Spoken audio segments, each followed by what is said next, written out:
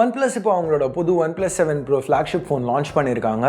இதுதான் அவங்க இது வரைக்கும் லான்ச் பண்ணதுலேயே ரொம்ப ப்ரீமியமான ஃபோன். இப்போது எல்லா டாப் flagship ஃபோன்ஸோடையும் கம்பீட் பண்ண ட்ரை பண்ணுறாங்க. ஸோ இந்த ஃபோனில் அப்படி என்ன புதுசாக கொடுத்துருக்காங்க இந்த வீடியோவில் பார்ப்போம். ஹே கைஸ், என் பேர் ஆஷ். நீங்கள் பார்த்துட்டு இருக்கிறது C4 Tech Tamil.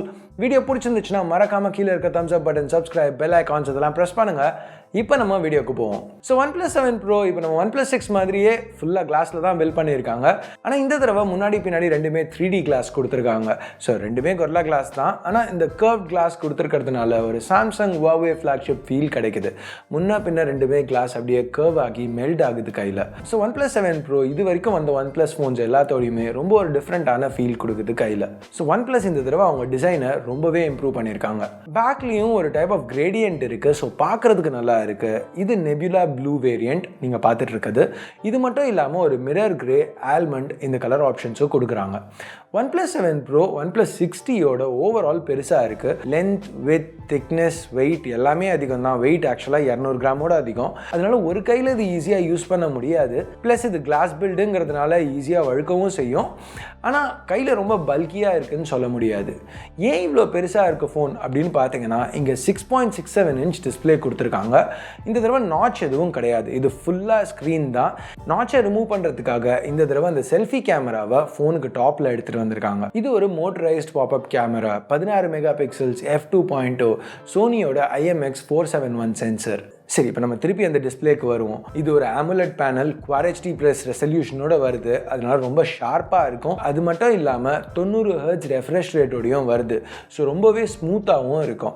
Aspect ratio 19.5/9. இந்த டிஸ்பிளே பார்க்க ரொம்ப நல்லா இருக்கு. பிக்சல் டென்சிட்டி 500 பிக்சல்ஸ் பெர் இன்ச்சோட அதிகம். ஸோ இது AMOLEDங்கிறதுனால நல்ல பிளாக்ஸ் டீப்பாகவும் கலர்ஸ் வைப்ரண்ட்டாகவும் இருக்கு. ஸோ ஓவரால் அஃப்கோர்ஸ் வீடியோஸ் பார்க்கறதுக்கு ரொம்ப நல்லா இருக்கும்.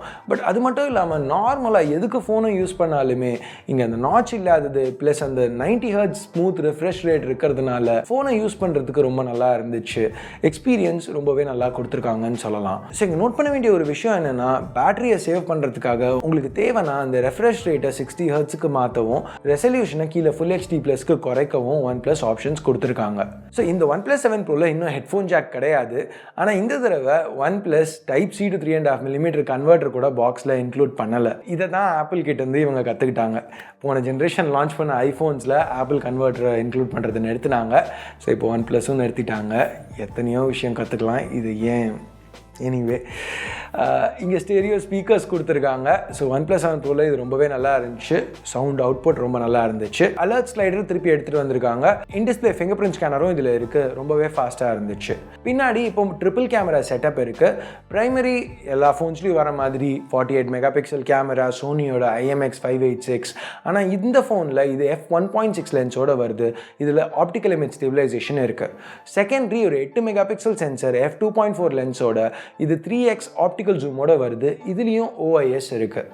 மூணாவது சென்சர் இது ஒரு 16 மெகா பிக்சல் f2.2. இது 170 டிகிரி ஃபீல்ட் ஆஃப் வியூவோட வருது. ஸோ இது அல்ட்ரா வைட் ஆங்கிள். OnePlus இங்கே நல்ல ஹார்ட்வேர் எடுத்துகிட்டு வந்திருக்காங்க. இனிஷியல் இம்ப்ரெஷன்ஸ் வச்சு பார்க்கையில் கேமரா பர்ஃபார்மன்ஸ் நல்லாவே இருக்கும்னு எதிர்பார்க்குறேன்.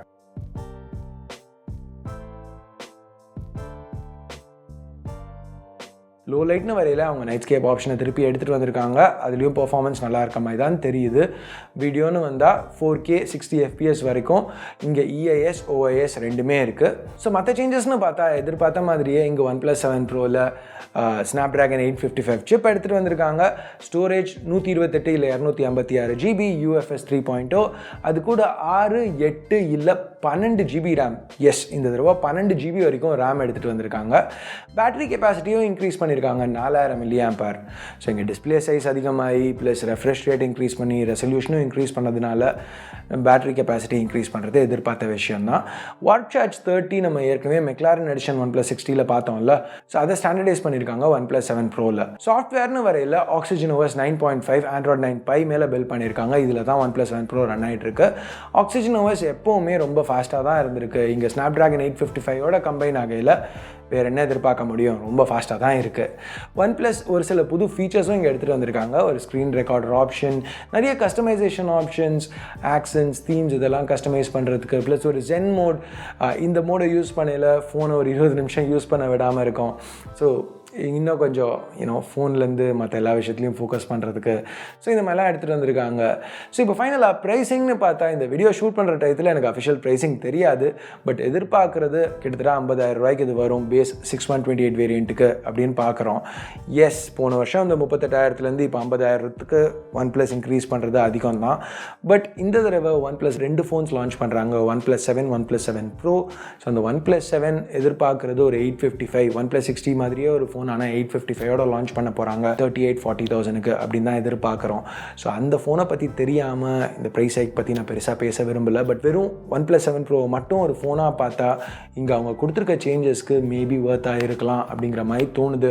அந்த கேமராஸ் எப்படி பெர்ஃபார்ம் பண்ணும் அப்படிங்கிறத இன்டெப்த்தாக டெஸ்ட் பண்ணி பார்க்கல தான் தெரியும் இது ஒர்த்தா இல்லையா அப்படிங்கிறது. ஸோ நீங்கள் என்ன நினைக்கிறீங்க இந்த ப்ரைஸிங் பற்றி? இந்த ஃபோனுக்கு எது கரெக்டான ப்ரைஸிங்னு நீங்கள் நினைக்கிறீங்க? இந்த OnePlus 7 Pro என்ன ரேட்டுக்கு அவங்க லான்ச் பண்ணால் கரெக்டாக இருக்கும்னு நீங்கள் நினைக்கிறீங்க? உங்கள் கருத்தை கீழே உள்ள கமெண்ட் செக்ஷனில் சொல்லுங்கள். ப்ளஸ் இந்த OnePlus 7 Pro பற்றி வேறு என்ன வீடியோஸ் பார்க்கணும்னு நினைக்கிறீங்க அதையும் கீழே கமெண்ட்ஸில் சொல்லுங்கள். முடிஞ்ச அளவுக்கு பண்ண ட்ரை பண்ணுறேன். ஸோ அவ்வளோதான் இந்த இனிஷியல் இம்ப்ரெஷன்ஸ் வீடியோக்கு. உங்களுக்கு பிடிச்சிருக்க பிடிக்கல என்ன நினைக்கிறீங்களோ அதை பேஸ் பண்ணி கீழே உள்ள தம்ஸ் அப் தம்ஸ் டவுன் பட்டனை ப்ரெஸ் பண்ணுங்கள். இது வரைக்கும் சப்ஸ்கிரைப் பண்ணலன்னா சப்ஸ்கிரைப் பட்டன் ஏற்கனவே சப்ஸ்கிரைப் பண்ணியிருந்தீங்கன்னா பக்கத்தில் உள்ள பெல் ஐக்கான் இதெல்லாம் ப்ரெஸ் பண்ணுங்கள். அப்போ நான் போடுற வீடியோஸை நீங்கள் மிஸ் பண்ணாமல் பார்க்க முடியும். ஸோ இந்த 2 வீடியோஸில் எதையாவது நீங்கள் இது வரைக்கும் பார்க்கலனாலோ என்னோட இன்னொரு சேனல் FTJ தமிழை பார்க்கலனாலோ செக் பண்ணி பாருங்கள். மேபி உங்களுக்கு பிடிக்கலாம்.